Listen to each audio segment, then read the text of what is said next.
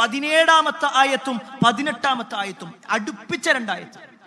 ആർക്കാണ് അല്ലാഹു സുബ്ഹാനഹു തആല തൗബ സ്വീകരിക്കുക എന്നും ആരുടെ തൗബയാണ് അല്ലാഹു സ്വീകരിക്കാത്തത് എന്നും അല്ലാഹു വ്യക്തമായിട്ട് പറഞ്ഞിട്ടുണ്ട്. ആരുടേത് സ്വീകരിക്കും, ആരുടേത് സ്വീകരിക്കില്ല. അത് പറയുന്നതിന് മുമ്പ് എന്താണ് ഈ തൗബ എന്ന് പറഞ്ഞാൽ? എന്താ തൗബ എന്ന് പറഞ്ഞാൽ? അതിൻ്റെ ഒറ്റ വാക്കിലുള്ള അർത്ഥം മടക്കം എന്നുള്ളത്. മടങ്ങ. എന്തിലേക്ക് മടക്കം?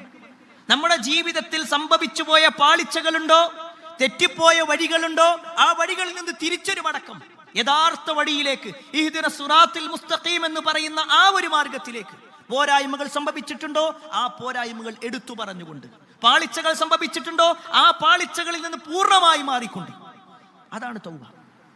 എങ്കിൽ ആ ഒരു തൗബയുടെ വിഷയത്തിൽ അല്ലാഹു സുബ്ഹാനഹു തആല പറഞ്ഞു, ആരുടെ തൗബയാണ് അല്ലാഹു സ്വീകരിക്കുക എന്നത്.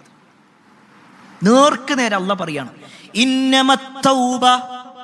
ഇന്നമത്തൗബതു അലല്ലാഹ് ലില്ലദീന യഅമലൂന السൂഅ ബിജഹാല ثم يتوبون من قريب فأولئك يتوب الله عليهم وكان الله عليما حكيما.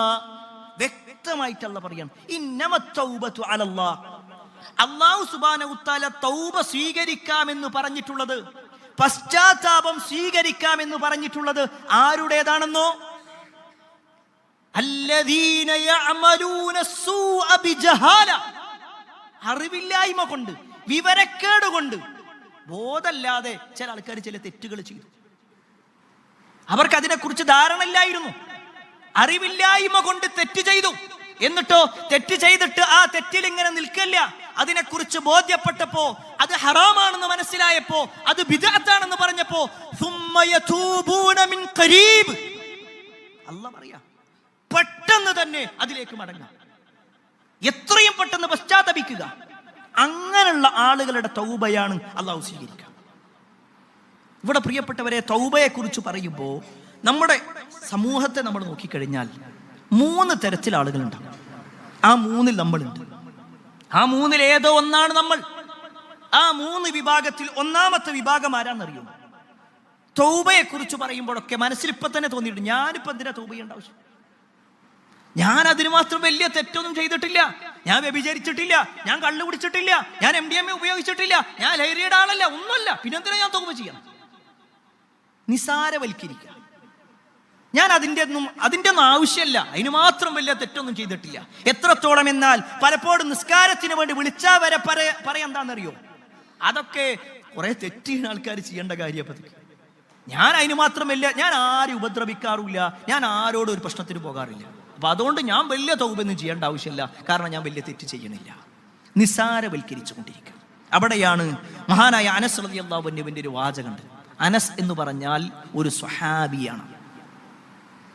ഒരു സ്വഹാബി എന്ന് പറഞ്ഞാൽ റസൂലുള്ളാഹി സ്വല്ലല്ലാഹു അലൈഹി വസല്ലമയുടെ കാലത്ത് ജീവിച്ച് റസൂലുള്ളാഹി സ്വല്ലല്ലാഹു അലൈഹി വസല്ലമയിൽ നിന്ന് ദീന് പഠിക്കാൻ ഭാഗ്യം ലഭിച്ച ആൾ. റസൂലുള്ളാഹി സ്വല്ലല്ലാഹു അലൈഹി വസല്ലമയുടെ കാലം കഴിഞ്ഞിട്ടുണ്ടായ ഒരു സംഭവം അനസ് റളിയല്ലാഹു അൻഹു പറയാണ്. അനസ് റളിയല്ലാഹു അൻഹു പറയാണ്, അദ്ദേഹത്തിന്റെ കാലഘട്ടത്തിൽ, അഥവാ റസൂലുള്ളാഹി സ്വല്ലല്ലാഹു അലൈഹി വസല്ലമയുടെ വഫാത്തിന് ശേഷം ചില ആളുകളൊക്കെ ചില തെറ്റുകളൊക്കെ ഇങ്ങനെ ചെയ്യുന്നുണ്ട്.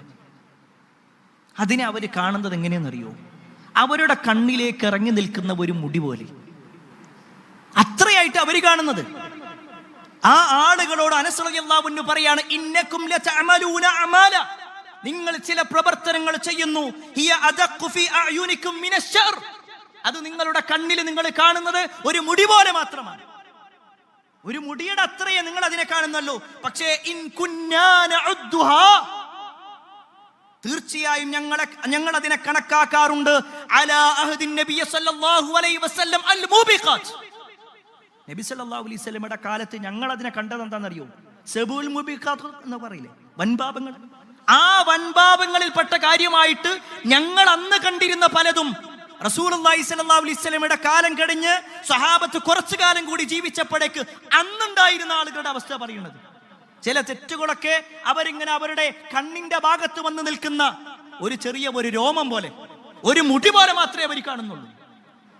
എന്താ പറഞ്ഞതിന്റെ അർത്ഥം എന്നറിയോ? തിന്മയെ നിസാരവൽക്കരിച്ചു കൊണ്ടേയിരിക്കും.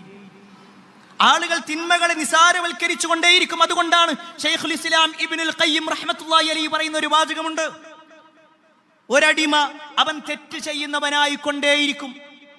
അവൻ ഒന്നാമത്തെ തെറ്റ് ചെയ്യുമ്പോൾ അവന് വലിയ ഒരു തെറ്റായിട്ടത് തോന്നും. എന്നാൽ അതേ തെറ്റ് അവൻ ഇങ്ങനെ ചെയ്ത് ചെയ്ത് ചെയ്ത് അവനെ സംബന്ധിച്ചിടത്തോളം അതൊരു തെറ്റായിട്ട് തന്നെ തോന്നൂല. അതൊന്നും വലിയ കുഴപ്പമില്ല. ആരാപ്പ അത് ചെയ്യാത്തത്? ആരാപ്പ അങ്ങനെയൊക്കെ പറയാത്തത്? ഇങ്ങനൊന്ന് ചെയ്തു എന്ന് വിചാരിച്ചിട്ട് വലിയ പ്രശ്നമൊന്നുമില്ല എന്ന് പറഞ്ഞുകൊണ്ട് അവന്റെ ഹൃദയത്തിൽ അത് ചെറുതാകുന്നത് വരെ അവൻ ചെയ്തുകൊണ്ടേയിരിക്കും.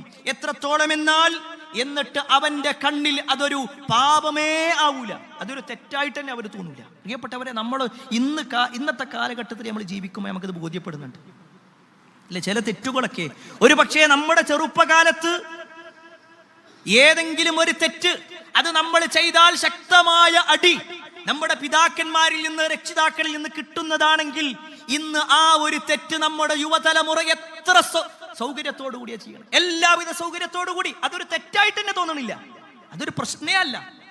പണ്ട് കാലത്ത് സിഗരറ്റ് വലിക്കുക എന്നുള്ളത് ഒരു കുറ്റകരമായിരുന്നു എന്ന് മാത്രമല്ല, ആരെങ്കിലും അത് വലിച്ചു കഴിഞ്ഞാൽ അത് അറിയുകയാണെങ്കിൽ വീട്ടിൽ നിന്ന് ശക്തമായ താക്കീതുകൾ ഉണ്ടാകുമായിരുന്നു, ശിക്ഷകൾ ഉണ്ടാകുമായിരുന്നു. എന്നാൽ ഇന്നോ സിഗരറ്റാണോ, അത് വലിയ പ്രശ്നമൊന്നുമില്ല. വേറെ വല്ലതുണ്ടോ? ഇതാ ചോദ്യം. അതൊക്കെ നിസാരവൽക്കരിക്കുക. സിഗരറ്റ് എന്നുള്ളത് ഒരു പ്രശ്നേ അല്ല, മദ്യം എന്നുള്ളത് പ്രശ്നമല്ല. ഇപ്പൊ കുറച്ചുകൂടി പ്രശ്നം കഞ്ചാവും MDMA ഒക്കെ ആയി മാറിയിട്ടുണ്ട്. എന്നാൽ പ്രിയപ്പെട്ടവരെ, എല്ലാം അതിന്റെ ചെറുതെന്നോ വലുതെന്നോ വ്യത്യാസമില്ലാതെ എല്ലാം ഇസ്ലാം നിഷിദ്ധമാക്കി. പക്ഷേ ഇന്ന് നമ്മുടെ മനസ്സിലോ അതൊരു തെറ്റായി തോന്നുന്നില്ല. ഒരു കാലഘട്ടത്തിൽ സിനിമ കാണുക എന്നുള്ളത് വലിയ കുറ്റകരമായി കണ്ടിരുന്നുവെങ്കിൽ ഇന്ന് സിനിമ കാണുക എന്നുള്ളത് എന്താ പാരാപതൊക്കെ ചെയ്യാത്തത് എന്നാ ചോദിക്കുക. അതന്നെ ഈ പറഞ്ഞതിന്റെ അർത്ഥം. നിസാരവൽക്കരിച്ചുകൊണ്ടിരിക്കുക, തെറ്റുകളൊരു പ്രശ്നമായിട്ട് തോന്നൂല. അങ്ങനെയുള്ള ആളുകൾ തൗബയും ചെയ്യൂല. ഒരാൾക്ക് ഞാൻ രോഗിയാണെന്ന് ബോധ്യപ്പെടുമ്പോഴാണ്, ആ രോഗത്തിന്റെ ആഴം മനസ്സിലാകുമ്പോഴാണ് അയാൾ അതിന്റെ ട്രീറ്റ്മെന്റിലേക്ക് പോകുക. എന്നാൽ അയാൾ പറയും എനിക്കൊരു രോഗമല്ല, എനിക്കൊരു പ്രശ്നമല്ല എന്ന് പറഞ്ഞാൽ പിന്നെ ഡോക്ടറെ അടുത്ത് പോകുമോ? ഇനി നിർബന്ധിച്ചവനെ കൊണ്ടുപോയി ഒരു ഡോക്ടറുടെ അടുത്തേക്ക് പോയി ഇരുത്തിയാലും ആ ഡോക്ടർ എഴുതുന്ന ഏതെങ്കിലും ഒരു മരുന്ന് അയാൾ സ്വസ്ഥമായിട്ട് കഴിക്കുമോ? ഇല്ല. എന്താ കാരണം? എനിക്ക് രോഗമല്ല.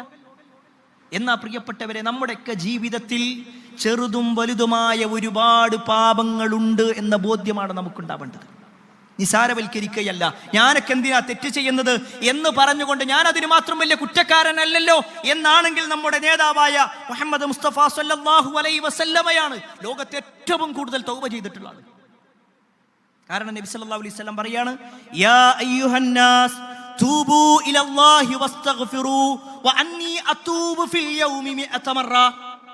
അല്ല ജനങ്ങളെ, ഞാൻ അല്ലാഹുവിനോട് ധാരാളമായിട്ട് തൗബ ചെയ്യുന്നുണ്ട്, ധാരാളമായിട്ട് ഇസ്തിഗ്ഫാർ തേടുന്നുണ്ട്. ഒരു ദിവസം 100 തവണയെങ്കിലും ഞാൻ അല്ലാഹുവിനോട് ഇസ്തിഗ്ഫാർ തേടും. അതിന്റെ അർത്ഥം നബി സല്ലല്ലാഹു അലൈഹി വസല്ലം 100 തെറ്റ് ചെയ്യുന്നുണ്ട് എന്നല്ല. ഒരു ചെറിയ ഒരു അശ്രദ്ധ വരുമ്പോഴേക്ക് റസൂലുള്ളാഹി സ്വല്ലല്ലാഹു അലൈഹി വസല്ലം തൗബയിലേക്ക് മടങ്ങും, ഇസ്തിഗ്ഫാറിലേക്ക് മടങ്ങും.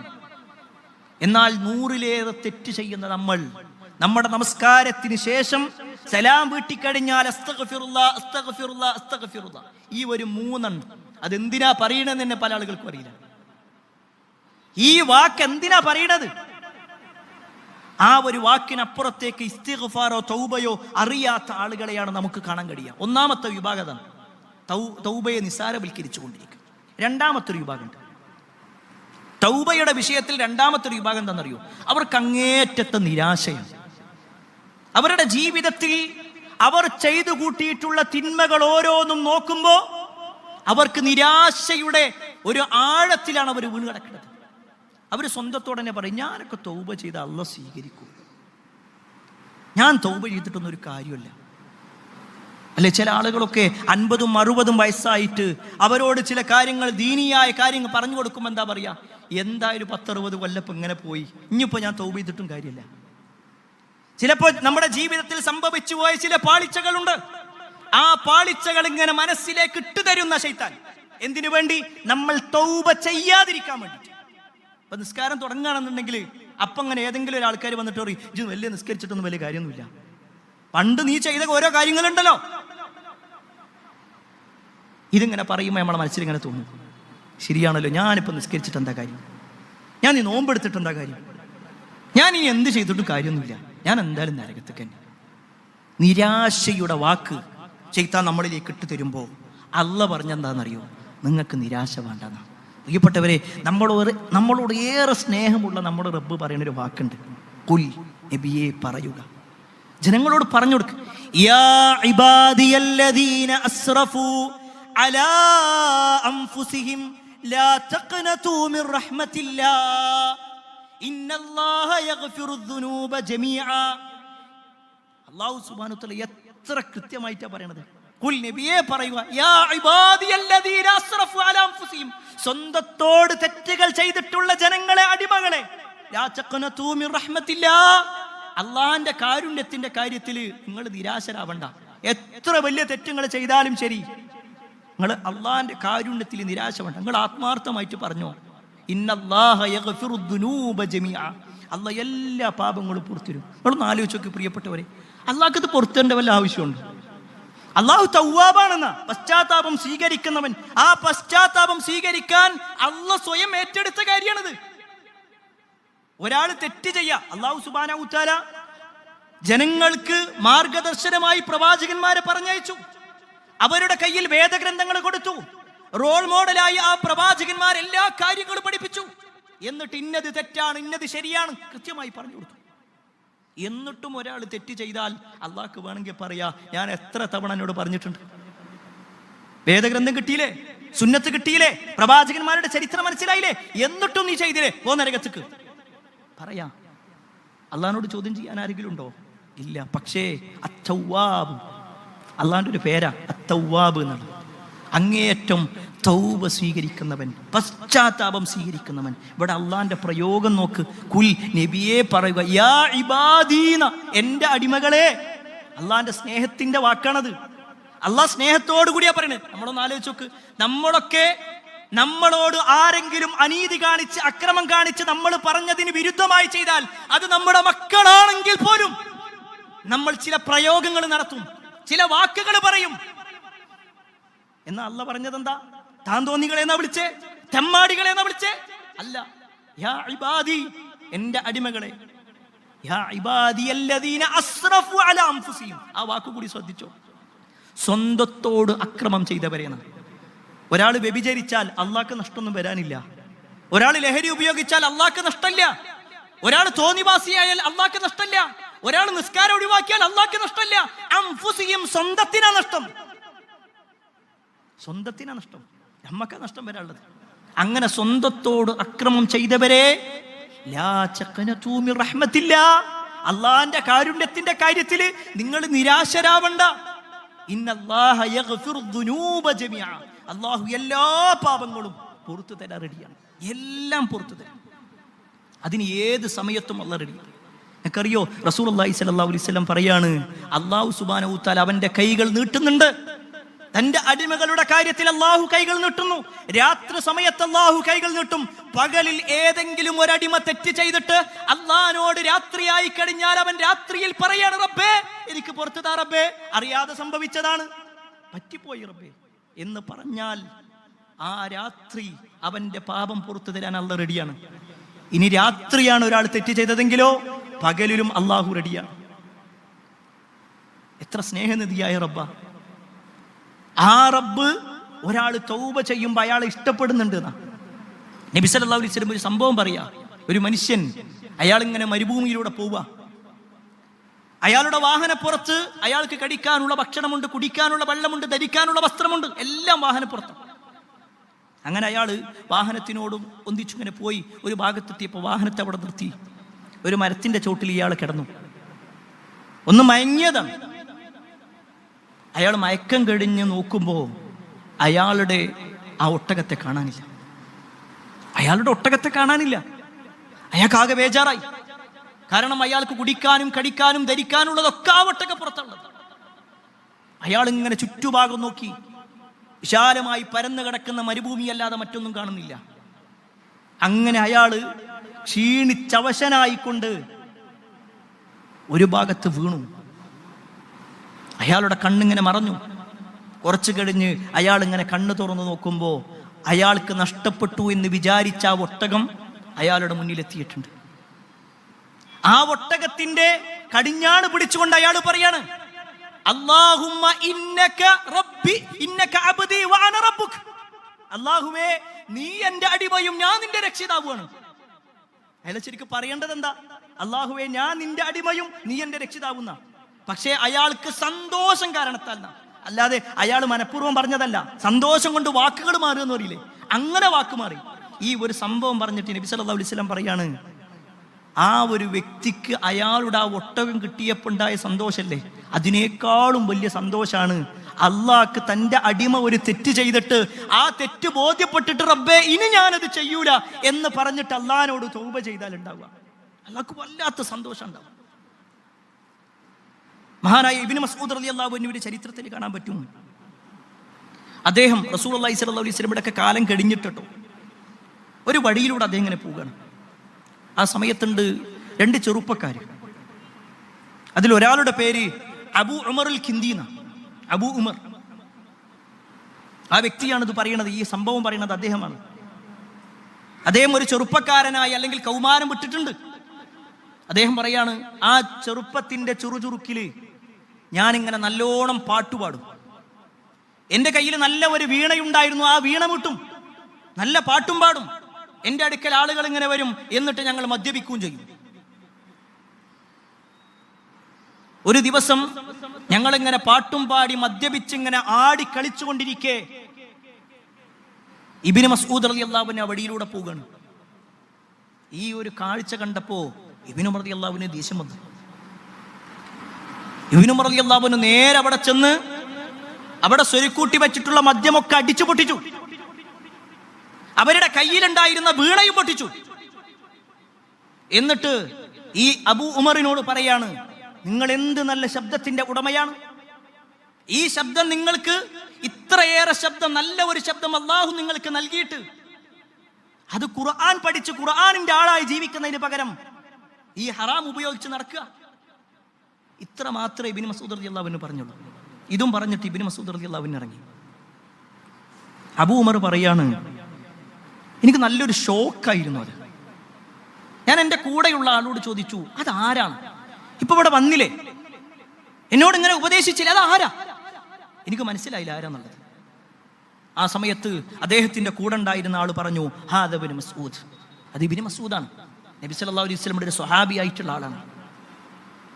ഈ ഒരു വാക്ക് പറഞ്ഞതും അബൂ ഉമർ പറയാണ്, എനിക്ക് വല്ലാത്ത ഒരു വെപ്രാളം തോന്നി. ഞാൻ ഈ ചെയ്യുന്നതൊക്കെ വലിയൊരു തെറ്റാണെന്നല്ലോ എന്ന ഒരു ബോധ്യപ്പെടൽ എനിക്കുണ്ടായി.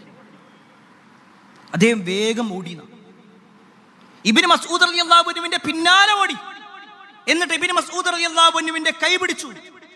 എന്നിട്ട് പറഞ്ഞു, എനിക്ക് തെറ്റുപറ്റി, എനിക്കറിയില്ലായിരുന്നു, ഇതിന്റെ ഗൗരവം അറിയില്ല, നിങ്ങൾ പറഞ്ഞത് കൊണ്ട് ഞാൻ ഇതാ തിരുത്താണ്. ഇതും പറഞ്ഞിട്ട് ഈ പറയപ്പെട്ട അബൂ ഉമറുൽ കിന്ദി കരയാൻ തുടങ്ങി. അദ്ദേഹത്തിന്റെ കരച്ചിൽ കണ്ടപ്പോ ഇബ്നു മസ്ഊദ് റളിയല്ലാഹു അൻഹു ആ രണ്ട് കൈയും പിടിച്ചുകൊണ്ട് ഇബ്നു മസ്ഊദ് റളിയല്ലാഹു അൻഹു കരയാണ്. എന്നിട്ട് ഇബ്നു മസ്ഊദ് റളിയല്ലാഹു അൻഹു പറഞ്ഞൊരു വാചകമുണ്ട്, മർഹബൻ ബിമൻ അഹബ്ബല്ലാഹ്, അല്ലാഹു സുബ്ഹാനഹു വതആല ഏറെ ഇഷ്ടപ്പെടുന്ന ആളെ നിങ്ങൾക്ക് സ്വാഗതം. എന്തുകൊണ്ടാ ഈ വാക്ക് പറഞ്ഞതെന്നറിയോ? ഒരു തെറ്റ് അത് തെറ്റാണെന്ന് ബോധ്യമായിട്ട് ഇനി ഞാനത് ചെയ്യൂല എന്ന് പറഞ്ഞാൽ അല്ലാഹു ആ വ്യക്തിയുടെ കാര്യത്തിൽ അങ്ങേറ്റം ഇഷ്ടമുണ്ടാവുന്ന. പ്രിയപ്പെട്ടവർ, എവിടെ നമ്മൾ സ്വയം പരിശോധിക്കുക. നമ്മൾ ചെയ്യുന്ന പല തെറ്റുകളും അതൊരു പക്ഷേ വെളിച്ചത്തിൽ ചെയ്യുന്നതുണ്ടാകും.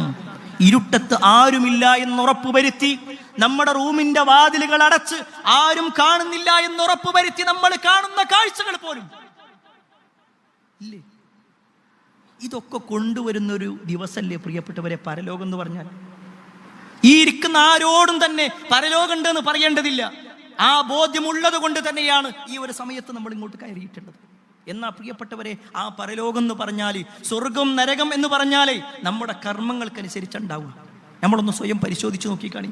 നമ്മളൊക്കെ ജീവിതത്തിൽ കഴിഞ്ഞ നമുക്ക് പ്രായപൂർത്തി എത്തിയത് മുതലുള്ള ഒരു സമയമുണ്ടല്ലോ, നമുക്ക് ബോധം വെച്ചത് മുതൽ അവിടുന്ന് അങ്ങോട്ടുള്ള സമയം നമ്മൾ ചെയ്തു കൂട്ടിയിട്ടുള്ള തിന്മകൾ എത്രയാ. ഒരു പക്ഷേ നമ്മുടെ ഭാര്യ എങ്ങാനും അറിഞ്ഞാൽ നമ്മുടെ മുഖത്തേക്ക് കാർക്കിച്ച് തുപ്പുമാറുള്ള തെറ്റുകൾ ചെയ്തവരായിരിക്കും നമ്മൾ. നമ്മുടെ മക്കൾ അറിഞ്ഞാൽ ഒരിക്കൽ പോലും ഉപ്പ എന്ന് നമ്മൾ വിളിക്കാത്ത രൂപത്തിൽ നമ്മളിൽ നിന്നും അകന്നു പോകുന്ന പ്രവർത്തനങ്ങൾ ചെയ്തവരായിരിക്കും നമ്മൾ. ഒരാളെ മുന്നിൽ നമ്മുടെ ആ തെറ്റുകളൊക്കെ പരസ്യമായി കഴിഞ്ഞാലേ നമുക്കൊരാൾ പോലും സലാം പറയാതെ നമ്മളെ മാറി നിന്ന് നോക്കി ചിരിക്കുന്ന അവസ്ഥയിലേക്ക് എത്തിയിട്ടുണ്ടാകും. അത്ര വലിയ തെറ്റുകൾ പലപ്പോഴും നമ്മുടെ ജീവിതത്തിൽ സംഭവിച്ചിട്ടുണ്ട് അല്ലേ?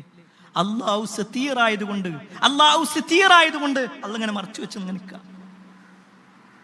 പ്രിയപ്പെട്ടവരെ, ആത്മാർത്ഥമായിട്ട് തൗബ ചെയ്യണില്ലെങ്കിൽ, ഇതൊക്കെ അള്ളാഹു സുബ്ഹാനഹു വ തആല പുറത്തേക്ക് ഇടുകയാണെങ്കിൽ എന്തായിരിക്കും നമ്മുടെ അവസ്ഥ? ഒരു വിശ്വാസി മൂന്നാമത്തെ ഒരു സ്വഭാവം അവനക്ക് ഉണ്ടാവേണ്ട. ശരിക്കും ഈ പറഞ്ഞ 2 സ്വഭാവമല്ല, മൂന്നാമത്തത് അള്ളാഹുൽ അങ്ങേയറ്റത്തെ പ്രതീക്ഷ ഉണ്ടാവുക. എൻ്റെ കാര്യം അത് ഞാൻ എൻ്റെ റബ്ബിനോട് പറഞ്ഞാൽ അള്ളാഹു സ്വീകരിക്കും അല്ലെ? അതുകൊണ്ടാണല്ലോ 99 പേരെ കൊന്നൊരു മനുഷ്യൻ, 99 പേരെ കൊന്നു. എന്നിട്ട് അയാൾക്ക് മാനസാന്തരം വരികയാണ്. ഞാൻ നന്നാവണമെന്ന് തീരുമാനിച്ചു. എന്നിട്ട് ആ വ്യക്തി നേരെ പോകുന്നത് ഒരു ആബിദിന്റെ അടുത്തേക്കാണ്. ആബിദ് എന്ന് പറഞ്ഞാൽ പള്ളിയിലൊക്കെ ഉണ്ടാകും, എല്ലാ നിസ്കാരത്തിനും ഉണ്ടാകും. ആളുകൾ വിചാരിക്കും അയാൾക്ക് നല്ല അറിവുണ്ടാകും. എന്നിട്ട് അങ്ങനത്തെ ഒരു ആബിദായ ഒരാളുടെ അടുത്തേക്കാണ് ചെല്ലണത്. ഞാൻ അങ്ങനെ 99 ആളെ കൊന്നിട്ടുണ്ടെന്ന് പറഞ്ഞു. ഞാൻ തൗബ ചെയ്താൽ അള്ളാഹു സ്വീകരിക്കുവോ? അയാൾ പറഞ്ഞു, ഇല്ല, 99 പേരെ കൊന്നിട്ട് നിനക്ക് തൗബേ, നീ നരകത്തില. ഇയാൾക്ക് ദേഷ്യം വന്ന് ആ മനുഷ്യനെ കൊന്നു. 100 പേരെ കൊന്നു. അടുത്ത ആൾ അന്വേഷിച്ച് നടക്കുക. അപ്പോഴാണ് ആലിമിനെ കാണുന്നത്. നേരെ ശ്രദ്ധിക്കണം, ആലിമും ആബിദും 2. ആലിം എന്ന് പറഞ്ഞാൽ കുറെ പ്രവർത്തനങ്ങളൊന്നും ഉണ്ടാവില്ല, പക്ഷെ അറിവിനനുസരിച്ചിട്ടാ പ്രവർത്തിക്കുക. നല്ല അറിവുണ്ടാവും. എന്നാൽ ആബിദോ അറിവൊന്നും ഉണ്ടാവില്ല, കുറെ നിസ്കരിക്കും, നോമ്പെടുക്കും, ഒക്കെ ഉണ്ടാകും, വളരെ കുറഞ്ഞ അറിവ് മാത്രമേ ഉണ്ടാവുള്ളൂ.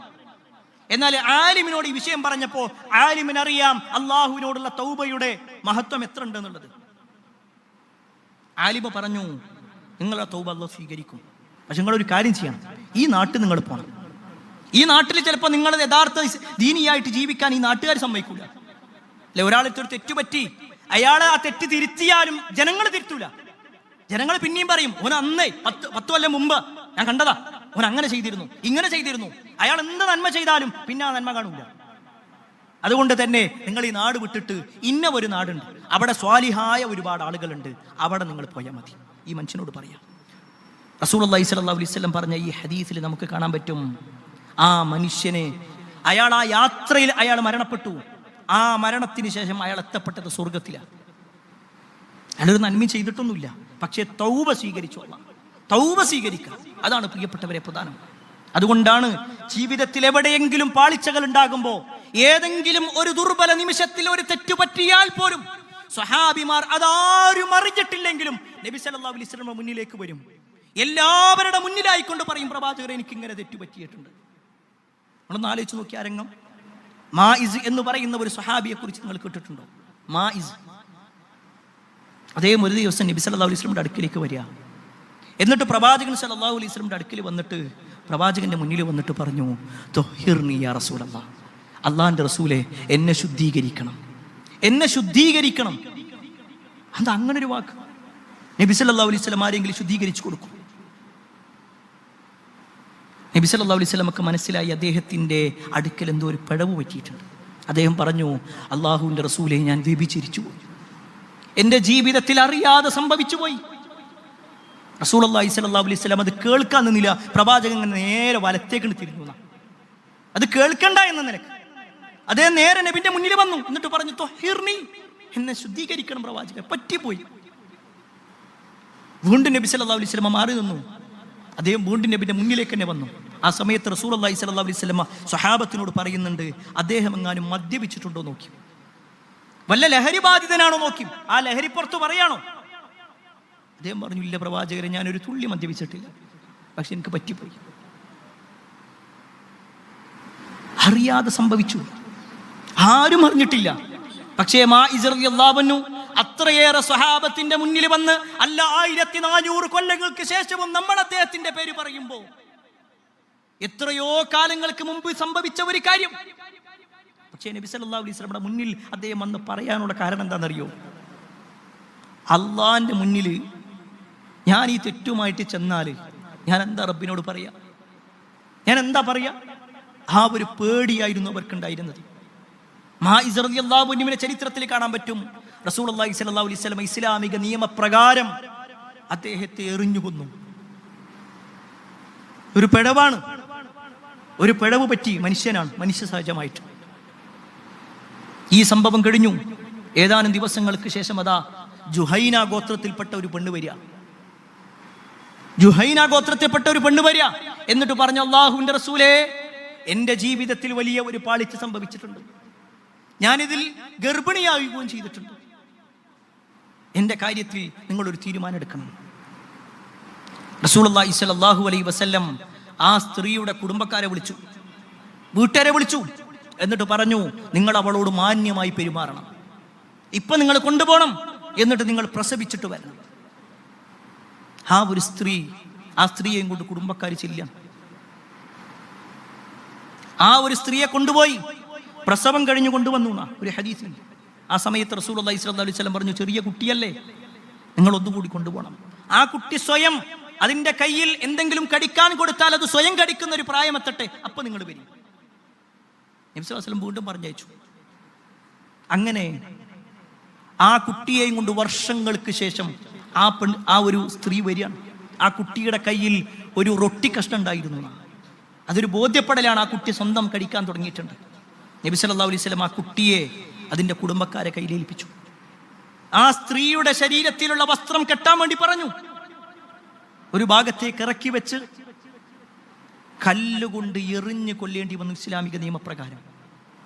ഇവിടെ റസൂലുള്ളാഹി സ്വല്ലല്ലാഹു അലൈഹി വസല്ലം 2ഉം 3ഉം തവണ പറഞ്ഞയക്കുന്നത് എന്തിനാണെന്നറിയോ? ഒരു വേണമെങ്കിൽ അങ്ങോട്ട് പൊയ്ക്കോട്ടെ എന്നുള്ള നിലക്ക, വേണമെങ്കിൽ അങ്ങോട്ട് പൊയ്ക്കോട്ടെ. പക്ഷെ അവര് വീണ്ടും വീണ്ടും വന്ന എന്തിനാണെന്നറിയോ? ഞാൻ ഇവിടുന്ന് എത്ര പോയാലും എവിടെ പോയി വിളിച്ചാലും അള്ളാന്റെ മുന്നിൽ ഞാൻ എത്തപ്പെടും, അള്ളാന്റെ മുന്നിൽ ഞാൻ നിൽക്കേണ്ടി വരും, അപ്പൊ ഞാൻ കൊടുക്കും. ആ ഒരു പേടിയാണ് പിന്നെയും പിന്നെയും. ഇവിടെ ഒന്ന് ആലോചിച്ച് നോക്ക്, ജീവിതത്തിൽ ആരും അറിയാതെ ചെയ്ത തെറ്റ് എല്ലാവരുടെ മുന്നിലും പറഞ്ഞിട്ട് പിന്നെ ആ ഒരു പെൺകുട്ടിയെയും കൊണ്ട് അവരുടെ വീട്ടുകാർ പോകുമ്പോഴുള്ള രംഗം ആലോചിച്ച് നോക്കി കാണി. ആ വീട്ടിൽ എത്ര ആളുകളുടെ നോട്ടങ്ങൾക്ക് മുന്നിൽ ചൂട് നിൽക്കേണ്ട ഒരു അവസ്ഥ വന്നിട്ടുണ്ടാകും. എത്ര ആളുകൾ ഒരു പക്ഷേ കളിയാക്കിയിട്ടുണ്ടാകും. ഒരു കുഞ്ഞിനെ പ്രസവിക്കുക എന്ന് പറഞ്ഞാൽ എത്ര വലിയ സ്നേഹമാണ് ഒരു ഉമ്മാക്കുണ്ടാകുക. ആ പ്രസവിച്ചിട്ട് ചോര പൈതലുമായിട്ട് വരിക, 2 വർഷത്തോളം പാല് കൊടുക്കുക. ഏതൊരു ഉമ്മയും തന്റെ മാറിലേക്ക് കുഞ്ഞിനെ ചേർത്ത് വെക്കുന്ന സമയത്ത് ഒരു പ്രതീക്ഷയുണ്ട്, എന്റെ കുട്ടി. എന്നാൽ ഈ ഒരു സ്ത്രീക്ക് എന്ത് പ്രതീക്ഷയുള്ളത്? ഏതാനും ദിവസം കഴിഞ്ഞാൽ ഈ കുട്ടിനെ ഞാൻ കൊടുത്തിട്ട് ഞാൻ മരിക്കാൻ പോവുക. എന്തിനാ പ്രിയപ്പെട്ടവരെ ആ മരണം അവർ സ്വീകരിച്ചതെന്നറിയോ? അള്ളാന്റെ മുന്നിൽ ഞാൻ പെടരുത്. പ്രിയപ്പെട്ടവരെ, ഈ ചരിത്രം ഞാൻ ഓർമ്മപ്പെടുത്തുന്നത് എന്തിനാണെന്നറിയോ? നമ്മുടെയൊക്കെ ജീവിതത്തിൽ സംഭവിച്ചിട്ടുണ്ട് പലതും, അറിഞ്ഞും അറിയാതെയും ചെയ്തതുണ്ട്. എങ്കിൽ ആ തെറ്റുകുറ്റങ്ങളൊക്കെ അള്ളാനോട് ഏറ്റുപറയാൻ വേണ്ടി. ഇവിടെ നമുക്ക് ഇസ്ലാമിക ഭരണമല്ല, അതുകൊണ്ട് തന്നെ നമുക്ക് റബ്ബിനോട് പറയാം. നമുക്ക് വേറെ നിയമങ്ങളൊന്നുമില്ല. ഇനി വ്യക്തികൾ തമ്മിലുള്ളതാണെങ്കിൽ ആ വ്യക്തികളോട് നമ്മൾ പറയും വേണം, പൊരുത്തപ്പെടിക്കുക. ഇവിടെ തൗബ സ്വീകരിക്കുക എന്ന് പറയുമ്പോൾ തൗബ സ്വീകരിക്കാത്ത ആളുകളെ കൂടി നമ്മളൊന്ന് മനസ്സിലാക്കണം. ആരുടെ തൗബയാണ് അല്ലാഹു സുബ്ഹാനഹു വ തആല സ്വീകരിക്കാത്തതെന്നറിയോ? وليست التوبة للذين يعملون السيئات حتى إذا حضر أحدهم الموت قال إني تبت الآن. وليست التوبة ചില ആളുകളുടെ തൗബ അല്ലാഹു സ്വീകരിക്കുന്നതല്ല. അല്ലാഹു പറയാ ആരുടേത്? للذين يعملون السيئات, തെറ്റുകൾ ഇങ്ങനെ നിരന്തരമായി ചെയ്തുകൊണ്ടിരിക്കുന്ന ആളുകൾ. ആ തെറ്റാണെന്നറിഞ്ഞിട്ടും യാതൊരു മടിയും കൂടാതെ വീണ്ടും വീണ്ടും അത് ചെയ്തുകൊണ്ടിരിക്കുന്ന ആളുകൾ. എന്നിട്ട് അല്ലാഹു സുബ്ഹാനഹു തആല പറയുകയാണ്, ഹത്താ ഇദാ ഹദറ അഹദഹുമുൽ മൗത്ത്, മരണം അവരിലേക്ക് അങ്ങ് ആഗതമാകുമ്പോ, മരണാസന്നനായി കിടക്കുന്ന സമയത്ത് അവർ പറയുകയാണ്, ഇന്നി തുബ്തുൽ ആൻ, ഇപ്പൊ ഞാൻ നന്നായിക്കുന്നു, ഇപ്പൊ എനിക്ക് ബോധ്യപ്പെട്ടിട്ടുണ്ട്, ഞാൻ തൗബ ചെയ്യാൻ റെഡിയാണ്. അല്ലാഹു പറയാണ്, വേണ്ട, അവരുടെ തൗബ അല്ലാഹു സ്വീകരിക്കൂല. അല്ലാഹു തൗബ സ്വീകരിക്കാത്ത 2 ആൾക്കാരുണ്ട്. ഒന്ന്, മരണം തൊണ്ടക്കുടിയിൽ എത്തുന്നത് വരെ അല്ലാഹു സ്വീകരിക്കും. മരണം തൊണ്ടക്കുടിയിൽ എത്തിക്കഴിഞ്ഞാൽ പിന്നെ അല്ലാഹു സ്വീകരിക്കൂല. മറ്റൊന്ന്, സൂര്യൻ പടിഞ്ഞാറ് ഉദിക്കുന്നത് വരെ. രണ്ടും, ഒന്ന് വ്യക്തിയുടെ മരണമാണ്, മറ്റൊന്ന് ലോകത്തിന്റെ നാശമാണ്. ഈ സംഭവങ്ങൾക്ക് മുമ്പായിക്കൊണ്ട് ഒരാൾ തൗബ ചെയ്യുകയാണെങ്കിൽ അല്ലാഹു സ്വീകരിക്കും. അപ്പോഴും നമ്മുടെ മനസ്സിൽ ചെയ്താട്ട് വരും, ഞാൻ മരിക്കാനായിട്ടില്ലല്ലോ, എനിക്കിനിയും കുറെ കാലം ഉണ്ടല്ലോ, ഇനിയും 10 ദിവസമല്ലേ, ഇനിയും ഒരുപാട് കാലം ഞാൻ ജീവിക്കൂലേ? അവിടെയാണ് ശൈത്താന്റെ ഇടപെടൽ. നമ്മളെ മനസ്സാ പറയുന്നത്. പ്രിയപ്പെട്ടവരെ, ഇന്ന് ഈ ഖുതുബ കഴിഞ്ഞ് നമ്മുടെ വീട്ടിലേക്ക് എത്താൻ കഴിയുമെന്ന് നമുക്ക് വല്ല ഉറപ്പുണ്ടോ? ഒരു പക്ഷേ ഇന്നലെ ഉച്ച സമയത്ത് നമ്മളോടൊപ്പം ഉണ്ടായിരുന്ന പലരും ഇന്ന് ഈ ലോകത്തില്ല. കഴിഞ്ഞ വർഷം ഉണ്ടായിരുന്നവർ ഇന്ന് ഈ ലോകത്തില്ല. എങ്കിൽ നമ്മളൊക്കെ നമ്മുടെ ജീവിതത്തിൽ സംഭവിച്ചു പോയ തെറ്റുകുറ്റങ്ങളൊക്കെ അത് കുറച്ചും കൂടി വലുതാവട്ടെ, കല്യാണം കഴിയട്ടെ, ഒരു ഉംറ ചെയ്യട്ടെ, ഒരു ഹജ്ജ് ചെയ്യട്ടെ, എന്നിട്ട് ഞാൻ നന്നാവാം. അതുവരെ നമുക്ക് ആയുസ്സുണ്ട് എന്നാരാ നമ്മളോട് പറഞ്ഞ്? ഒരു ഉറപ്പില്ലല്ലോ. എങ്കിൽ പ്രിയപ്പെട്ടവരെ, പണ്ഡിതന്മാർ എണ്ണുന്ന ചില 3 കാര്യങ്ങളുണ്ട്. ഒരാളുടെ തൗബ അല്ലാഹു സ്വീകരിക്കണമെങ്കിൽ ഒന്നാമത്തെ കാര്യം ചെയ്ത തെറ്റിൽ നിന്ന് പൂർണ്ണമായും മുക്തനാകുക എന്നുള്ളത്. തെറ്റ് ചെയ്തുകൊണ്ടല്ല തൗബ ചെയ്യേണ്ടത്. സിനിമ കാണുന്ന ഒരാൾ സിനിമയിൽ നിന്ന് ഒഴിവാകുക എന്ന് പറഞ്ഞാൽ അത് പൂർണ്ണമായി ഒഴിവാക്കണം. അല്ലാതെ ഇടക്കൊക്കെ ചാൻസ് കിട്ടിയാൽ ഇനിയും കാണുന്നതല്ല. കള്ള് കുടിക്കുന്ന ഒരാൾ കള്ളിൽ നിന്ന് ഒഴിവാകുക എന്ന് പറഞ്ഞാൽ, അതിൽ നിന്ന് തൗബ ചെയ്യുക എന്ന് പറഞ്ഞാൽ ഇടക്കൊരു ചാൻസ് കിട്ടിയാൽ ഇനിയും ചെയ്യുമെന്നല്ല, പൂർണ്ണമായി ഒഴിവാക്കണം. ഒഴിവായാൽ മാത്രം പോരാ, ചെയ്തു പോയ തെറ്റിന്റെ കാര്യത്തിൽ നമുക്കൊരു ഖേദം ഉണ്ടാവണം. ഞാൻ അന്ന് ചെയ്തത് അതൊരു മോശം പരിപാടിയായിരുന്നു. ന്യായീകരിക്കല്ല വേണ്ടേ? ചില ആളുകളുണ്ട്, ചെയ്ത തെറ്റൊക്കെ ചെയ്തിട്ടുണ്ടാകും, എന്നിട്ട് ഇപ്പൊ കടന്ന് ന്യായീകരിക്കും. അന്ന് നിന്റെ സ്വഭാവത്തിൽ അങ്ങനെയൊക്കെ സംഭവിക്കുള്ളൂ, നിങ്ങളാണെങ്കിലും അങ്ങനെ തന്നെ ചെയ്യുള്ളൂ. അത് ന്യായീകരണം. എന്നാലോ ഒരാൾക്ക് തെറ്റുപറ്റി എങ്കിൽ അയാൾ പറയണം, റബ്ബേ എനിക്ക് പറ്റിപ്പോയി, അതറിയാതെ സംഭവിച്ചതാണ്, അല്ലെങ്കിൽ റബ്ബേ അത്ര ഗൗരവം എനിക്കുണ്ടായിരുന്നില്ല, ആ ഒരു ബോധ്യപ്പെടൽ. മൂന്നാമത്തത്, തെറ്റുകളിലേക്ക് ഇനി ഒരിക്കലും മടങ്ങുകയില്ല എന്ന് ശപഥം ചെയ്യാം. ഈ 3 കാര്യങ്ങളുണ്ടാവും. ഇനി 4മത്തെ ഒരു കാര്യം കൂടി പണ്ഡിതന്മാർ ചേർത്തു. അത് വ്യക്തികൾ തമ്മിലാണെങ്കിൽ ആദ്യം ആ 4മത്തെ കാര്യം, ഒരു വ്യക്തിയെ നമ്മൾ ഉപദ്രവിച്ചിട്ടുണ്ടോ എങ്കിൽ അയാളോട് പൊരുത്തപ്പെടിക്കണം. ഒരാളുടെ സമ്പത്ത് നമ്മൾ അപഹരിച്ചിട്ടുണ്ടോ, മോഷണം നടത്തിയിട്ടുണ്ടോ, വഞ്ചന നടത്തിയിട്ടുണ്ടോ എങ്കിൽ ആദ്യം അയാളെ കൊണ്ട് പൊരുത്തപ്പെടിക്കണം. എന്നിട്ടാണ് നമ്മൾ അല്ലാഹുവിനോട് പറയേണ്ടത്. ഈ പറഞ്ഞ കാര്യങ്ങൾ ഓരോന്നും പ്രിയപ്പെട്ടവരെ നമ്മുടെ ജീവിതത്തിൽ ശ്രദ്ധിക്കേണ്ടതും സൂക്ഷിക്കേണ്ടതുമാണ്. അല്ലാഹു സുബ്ഹാനഹു വ തആല അത്തരത്തിൽ നന്മകൾ ചെയ്ത് ജീവിക്കുന്ന ആളുകളെ നമ്മെ ഏവരെയും ഉൾപ്പെടുത്തുമാറാം.